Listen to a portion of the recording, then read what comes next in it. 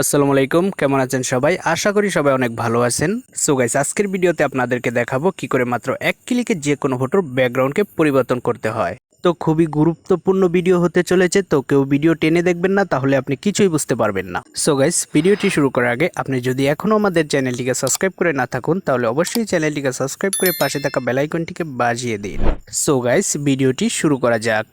তো মাত্র এক ক্লিকে যে কোনো ফটোর ব্যাকগ্রাউন্ড চেঞ্জ করতে হলে আপনাকে সর্বপ্রথম চলে যেতে হবে হচ্ছে আপনার ফোনের গুগল প্লে স্টোরে। তো প্লে স্টোরে আসার পর উপরে সার্চ বার পাবেন, এইখানে আপনাদেরকে সার্চ করতে হবে হচ্ছে ফেস অ্যাপ লেখে। তো সার্চ করার সাথে সাথে অ্যাপ্লিকেশনটি চলে আসবে, আপনার এই অ্যাপ্লিকেশনটি এখান থেকে ইনস্টল করে নেবেন। তো আমি আগে থেকে ইনস্টল করে রেখেছি, তো আপনাদের ইনস্টল হয়ে গেলে আপনারা এখানে ওপেনে ক্লিক করে দেবেন।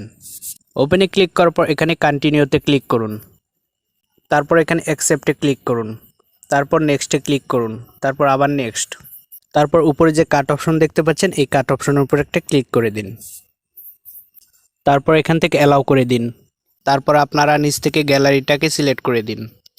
তো সিলেক্ট করার পর আপনারা যেই ফটোর ব্যাকগ্রাউন্ডটাকে চেঞ্জ করতে চাচ্ছেন সেই ফটোটাকে এখান থেকে সিলেক্ট করে দিন। তো সিলেক্ট করার পর আপনারা এখানে দেখতে পারবেন এগ্রি, এইখানে একটা ক্লিক করে দিন। তো ক্লিক করার পর আপনার সামনে এরকম একটা ইন্টারফেস চলে আসবে, আপনারা কি করবেন, এখানে রাইট সাইডে স্ক্রল করবেন।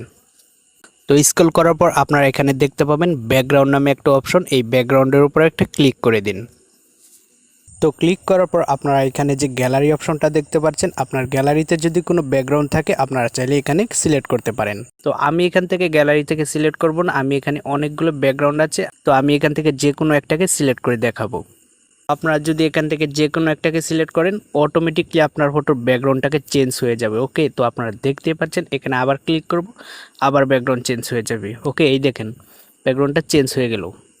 তো এরকম করে আপনারা এখানে অনেক ব্যাকগ্রাউন্ড পেয়ে যাবেন, আর আপনারা চাইলে আপনাদের ফোন থেকে গ্যালারি থেকেও নিয়ে এসে ব্যাকগ্রাউন্ড বসাতে পারেন।